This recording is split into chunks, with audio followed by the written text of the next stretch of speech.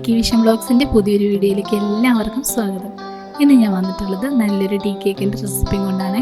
വളരെ എളുപ്പത്തിൽ ചെയ്യാൻ പറ്റുന്ന നല്ല സോഫ്റ്റ് ആയിട്ടുള്ളൊരു ടീ കേക്കാണ്. നിങ്ങളെല്ലാവരും ഒന്ന് ട്രൈ ചെയ്ത് നോക്കുക. വളരെ സിമ്പിളായിട്ട് നമുക്ക് ചെയ്യാൻ പറ്റും കേട്ടോ. നല്ല ടേസ്റ്റുമാണ്. അപ്പോൾ നല്ല എളുപ്പമാണ് ഉണ്ടാക്കിയെടുക്കാനായിട്ട്. ആദ്യമായിട്ട് കേക്ക് ഉണ്ടാക്കുന്നവർക്ക് പോലും എളുപ്പത്തിൽ ചെയ്യാൻ പറ്റുന്ന റെസിപ്പിയാണ്. നിങ്ങളെല്ലാവരും ഒന്ന് കണ്ടു നോക്കണേ. വീഡിയോ ഇഷ്ടമായിട്ടുണ്ടെങ്കിൽ ലൈക്ക് ചെയ്യാനും സബ്സ്ക്രൈബ് ചെയ്യാതെ കാണുന്ന കൂട്ടുകാരുണ്ടെങ്കിൽ സബ്സ്ക്രൈബ് ചെയ്ത് സപ്പോർട്ട് ചെയ്യാനും ഒന്നും മറക്കരുതേ. അപ്പോൾ നമുക്ക് റെസിപ്പിയിലേക്ക് പോയാലോ. അതിലേക്ക് ഞാനിവിടെ എടുത്തിരിക്കുന്നത് മൈദയാണ് എടുത്തിരിക്കുന്നത്. 1 കപ്പ് മൈദ എടുക്കണം.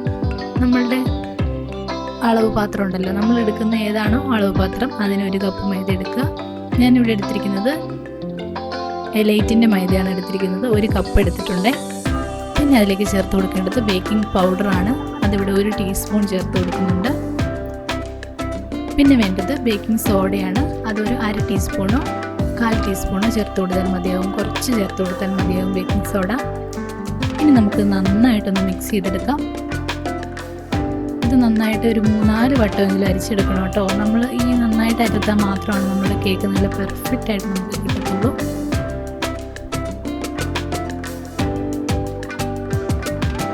അപ്പോൾ ഞാനിവിടെ നന്നായിട്ട് അരിച്ച് മാറ്റുന്നുണ്ട്. നല്ല എളുപ്പമാണ് കേട്ടോ റെഡിയാക്കാനായിട്ട്. നല്ല സിമ്പിളായിട്ട് നമുക്ക് ചെയ്യാൻ പറ്റുന്ന കേക്കാണ്. അതുപോലെ തന്നെ നല്ല ടേസ്റ്റുമാണ്. ഞാനിവിടെ 3 വട്ടം അരിച്ച് നന്നായിട്ട് മിക്സ് ചെയ്ത് കൊടുക്കുന്നുണ്ട്. ഇനി നമുക്ക് വേണ്ടത് പഞ്ചസാരയാണ്. 1/4 കപ്പ് പഞ്ചസാര എടുക്കുക. പഞ്ചസാര നമുക്കൊന്ന് പൊടിച്ച് മാറ്റി വെക്കണം കേട്ടോ. പഞ്ചസാര ഞാനിവിടെ മിക്സിയുടെ ജാറിലേക്ക് ഇട്ട് കൊടുക്കുന്നുണ്ട്. പൊടിച്ചാണ് എടുക്കുന്നത്. തരിയില്ലാത്ത പഞ്ചസാരയാണെങ്കിൽ നിങ്ങൾക്ക് പൊടിക്കാതെയും യൂസ് ചെയ്യാം. പൊടിക്കുന്നതായിരിക്കും കുറച്ചും കൂടി ബെറ്ററായിട്ട് കിട്ടുന്നത്. അപ്പം പൊടിച്ച് വന്നപ്പോൾ 1 കപ്പ് പഞ്ചസാരയുണ്ട്. ഇനി ഞാനിവിടെ എടുത്തിരിക്കുന്നത് ബട്ടറാണ് കേട്ടോ. നമ്മളുടെ 200 ഗ്രാമിൻ്റെ ബട്ടറാണ്. 100 ഗ്രാം മതിയാവും നമുക്കിതിന് ഈ കേക്കിലേക്ക്. അപ്പോൾ ഞാനിവിടെ നന്നായിട്ടൊന്ന് കട്ട് ചെയ്ത് കൊടുക്കുന്നുണ്ട്. പകുതിയാക്കിയതിന് ശേഷം നന്നായിട്ടൊന്ന് മെൽറ്റ് ചെയ്തെടുക്കുക. ബട്ടർ നല്ല മെൽറ്റാക്കി എടുക്കുക. നല്ല ടേസ്റ്റാണ് കേട്ടോ ഈ കേക്കിന്. വേറെ സൺഫ്ലവർ ഓയിലോ അല്ലെങ്കിൽ വെജിറ്റബിൾ ഓയിൽസ് വേറെ ഒന്നും ഞാനിവിടെ ചേർക്കുന്നില്ല. ഈ ബട്ടറിൽ തന്നെയാണ് ഞാനിത് റെഡിയാക്കി എടുക്കുന്നത്. നല്ല ടേസ്റ്റാണ്. അപ്പോൾ എല്ലാവരും ഉണ്ടാക്കി നോക്കുക. ഇനി നമുക്ക് നന്നായിട്ടൊന്ന് മെൽറ്റാക്കി എടുക്കണം. കണ്ടോ, അപ്പോൾ നമ്മളുടെ ബട്ടറൊക്കെ ഇവിടെ നന്നായിട്ട് മെൽറ്റായി കിട്ടിയിട്ടുണ്ട്. 1/2 കപ്പ് ബട്ടർ ഉണ്ട് കേട്ടോ ഞാനിവിടെ മെൽറ്റാക്കി വന്നു കഴിഞ്ഞപ്പോഴത്തേനും. അപ്പോൾ നമുക്ക് ഈ ബട്ടർ മാറ്റി വയ്ക്കാം. ഇനി നമുക്ക് വേണ്ടത് ബേക്കിംഗ് ട്രേ ആണ്. നമ്മൾ ഏതാണോ കേക്ക് എടുക്കാനുണ്ടാക്കുന്ന അത് നമുക്ക് നന്നായിട്ടൊന്ന് ബട്ടർ പേപ്പറൊക്കെ ഒട്ടിച്ച് റെഡിയാക്കി മാറ്റി വയ്ക്കാം. ഞാനിവിടെ 8 ഇഞ്ചിൻ്റെ ബേക്കിംഗ് ടിന്നാണ് എടുത്തിരിക്കുന്നത്. അതായത് ഇതുപോലെ നന്നായിട്ടൊന്ന് ബട്ടറൊക്കെ തേച്ച് കൊടുത്ത് നമുക്കൊരു ബട്ടർ പേപ്പർ ഒട്ടിച്ച് വെച്ച് കൊടുക്കാം. ഇങ്ങനെ ചെയ്തെടുക്കുമ്പോൾ നമ്മുടെ കേക്ക് കുറച്ചും കൂടി മോയ്സ്ചറായിട്ടിരിക്കും കേട്ടോ. ഞാനിവിടെ സൈഡ് വശങ്ങളിലും ബട്ടർ പേപ്പർ വെച്ച് കൊടുക്കുന്നുണ്ട്. നമ്മൾ ടീ കേക്കൊക്കെ ഉണ്ടാക്കുമ്പോൾ ഇങ്ങനെ ചെയ്യുന്നതായിരിക്കും നല്ലതെന്ന് എനിക്ക് തോന്നുന്നു. ഐസിങ് ചെയ്യുന്ന കേക്കാണെങ്കിൽ കുഴപ്പമില്ല, കാരണം നമുക്ക് ഐസിങ് ചെയ്യുമ്പോഴത്തേനും അത് കുറച്ചും കൂടിയൊക്കെ നല്ല സോഫ്റ്റായി കിട്ടും. ടീ കേക്ക് ഉണ്ടാക്കുമ്പോൾ നിങ്ങൾ സൈഡ് വശങ്ങളിലും കൂടി ബട്ടർ പേപ്പർ വെച്ചതിന് ശേഷം ട്രൈ ചെയ്ത് നോക്കൂ കേട്ടോ. നല്ല സിമ്പിളായിട്ട് ഉണ്ടാക്കിയെടുക്കാൻ പറ്റും. എല്ലാവർക്കും ട്രൈ ചെയ്യാവുന്നതേ ഉള്ളൂ. പെർഫെക്റ്റ് ആയിട്ട് തന്നെ കിട്ടും. ഇതേ രീതിയിൽ തന്നെ ഫോളോ ചെയ്താൽ മതിയാവും.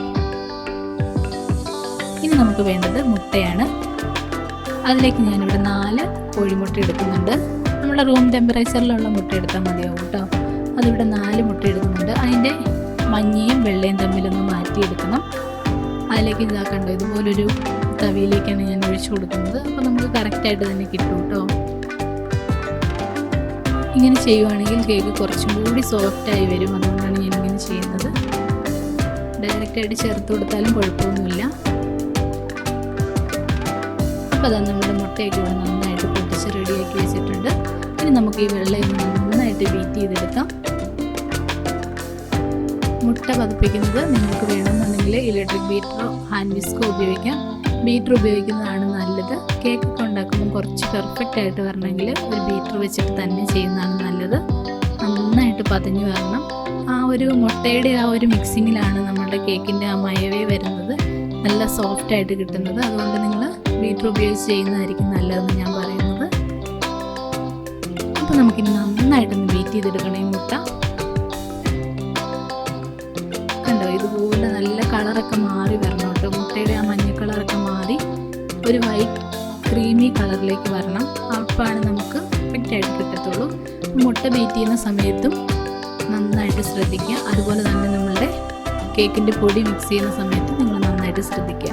ഈ 2 കാര്യങ്ങൾ പെർഫെക്റ്റ് ആയാൽ നമ്മളുടെ കേക്ക് ഉറപ്പായിട്ട് ഫ്ലോപ്പ് ആകാതിട്ടും ഏത് കേക്ക് വേണമെങ്കിൽ ഇങ്ങനെ ട്രൈ ചെയ്യാം കേട്ടോ. ഈ കേക്ക് മാത്രമല്ല, എല്ലാ കേക്കുകളും നമുക്ക് ട്രൈ ചെയ്യാവുന്നേ ഉള്ളൂ. ഈ 2 കാര്യം ശ്രദ്ധിച്ചാൽ മതിയാകും. അപ്പോൾ അതാ കണ്ടോ, നമ്മുടെ മുട്ടയൊക്കെ ഇവിടെ നന്നായിട്ട് പതഞ്ഞ് റെഡിയായി വന്നിട്ടുണ്ട്. ഇനി നമുക്കതിലേക്ക് 1 ടീസ്പൂൺ വാനില എസൻസ് ചേർത്ത് കൊടുക്കാം. 1 ടീസ്പൂൺ തൊട്ട് 1.5 ടീസ്പൂൺ വരെ ചേർത്ത് കൊടുക്കാം കേട്ടോ. നമുക്ക് മുട്ടയുടെ സ്മെല്ല് വരുന്നുണ്ടെന്ന് തോന്നിയാൽ 1/2 ടീസ്പൂൺ കൂടെ ചേർത്ത് കൊടുക്കാം. ഞാനിവിടെ 1 ടീസ്പൂണാണ് ചേർത്ത് കൊടുത്തിട്ടുള്ളൂ.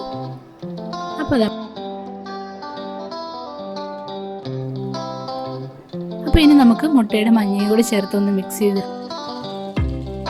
കണ്ടോ, ലോ സ്പീഡിലിട്ട് വേണം ചെയ്യാനായിട്ട്.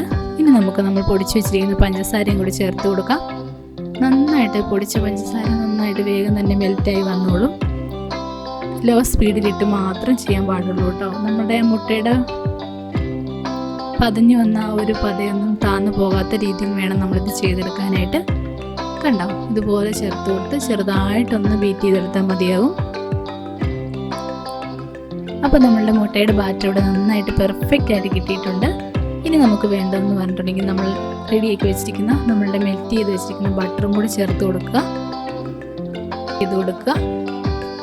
മിക്സ് ചെയ്യുമ്പോൾ ഒരു കാര്യം ശ്രദ്ധിക്കുക, അതിൻ്റെ ഒരു മുട്ടയുടെ പതയൊക്കെ താന്നു പോകാത്ത രീതിയിൽ വേണം കേട്ടോ ചെയ്തെടുക്കാനായിട്ട്. അപ്പം നമ്മളുടെ കേക്കിൻ്റെ ബാറ്റർ ഇനി പൊടിയും കൂടി ചേർത്താൽ മാത്രം മതി. ഇനി നമുക്ക് കേക്കിൻ്റെ പൊടി ഇതിനകത്തുനിന്ന് മിക്സ് ചെയ്തെടുക്കാം. അതിലേക്ക് ഞാനിവിടെ 1 സ്പൂണിൽ ചെറുതായിട്ട് കുറേശ്ശെ ചേർത്ത് കൊടുക്കാൻ പാടുള്ളൂ കേട്ടോ പൊടിയെ. നമ്മൾ നേരത്തെ റെഡിയാക്കി വെച്ചിരിക്കുന്ന കേക്കിൻ്റെ പൊടിയും കൂടെ ചേർത്ത് നന്നായിട്ട് മിക്സ് ചെയ്തെടുക്കാം. കണ്ടോ, ഈ ഒരു രീതിയിൽ ചെറുതായി ഫോൾഡ് ചെയ്ത് കൊടുക്കുക. നന്നായിട്ട് അങ്ങ് കുഴച്ച് നന്നായിട്ട് ഇളക്കുകയാണെങ്കിൽ ആ ഒരു പതയൊക്കെ താന്നു പോയിട്ടുണ്ടെങ്കിൽ നമ്മുടെ കേക്കും അതുപോലെ തന്നെ സ്പോഞ്ചി ആവാതെ വരും. അതുകൊണ്ട് നിങ്ങൾ ഈ ഒരു സമയത്തും ശ്രദ്ധിച്ച് തന്നെ ചെയ്യുക.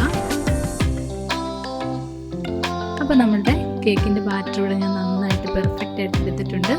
ഇനി നമുക്കിതൊരു ബേക്കിംഗ് ടിന്നിലേക്ക് ഒഴിച്ചു കൊടുക്കാം. നമ്മൾ ബേക്കിംഗ് ടിന്ന് നേരത്തെ റെഡിയാക്കി വെച്ചിട്ടുണ്ടല്ലോ, ആ ബേക്കിംഗ് ടിന്നിലേക്ക് നമുക്ക് ഒഴിച്ചു കൊടുക്കാം.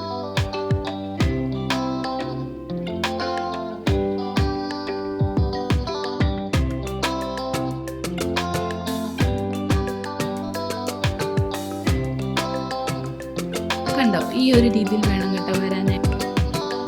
നമ്മുടെ നല്ലൊരു റിബൺ കൺസിസ്റ്റൻസിയിലാണ് വരേണ്ടത് നമ്മളുടെ ബാറ്റർ. ആ ഒരു രീതിയിൽ കിട്ടിയാലാണ് നമുക്ക് പെർഫെക്റ്റ് ആയിട്ട് നമ്മുടെ കേക്ക് കിട്ടത്തുള്ളൂ. നല്ല സിമ്പിളാണ് കേട്ടോ ഉണ്ടാക്കാനായിട്ട്. ആർക്ക് വേണമെങ്കിൽ ട്രൈ ചെയ്യാവുന്നേ ഉള്ളൂ വീട്ടിൽ. ഓവനിലെന്നോർത്ത് ഒരു കുഴപ്പമില്ല. നമ്മളുടെ നല്ല കുക്കറോ അല്ലെങ്കിൽ നല്ല ഏതെങ്കിലും പാത്രത്തിൽ വെച്ച് നമുക്ക് ബേക്ക് ചെയ്യാവുന്നതേ ഉള്ളൂ. ഇനി നമുക്ക് നന്നായിട്ടൊന്ന് പാത്രത്തിലേക്ക് ഒഴിച്ചതിന് ശേഷം നന്നായിട്ടൊന്ന് ടാപ്പ് ചെയ്ത് കൊടുക്കണം. അതിൻ്റെ എയർ ബബിൾസ് ഒക്കെ പോകാൻ വേണ്ടിയിട്ടാണ് അങ്ങനെ ചെയ്യുന്നത്.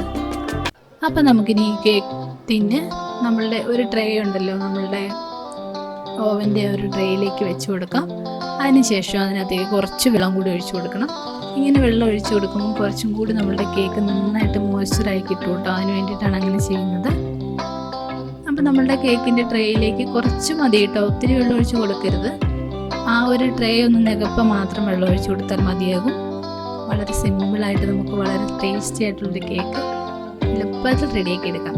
ഞാനിവിടെ ഓവനിൽ വെച്ച് ചെയ്യുന്നതുകൊണ്ട് 180 ഡിഗ്രിയിൽ 10 മിനിറ്റ് പ്രീ ഹീറ്റ് ചെയ്തിട്ടാണ് കേക്ക് ടിന്ന് വെച്ച് കൊടുക്കുന്നത്.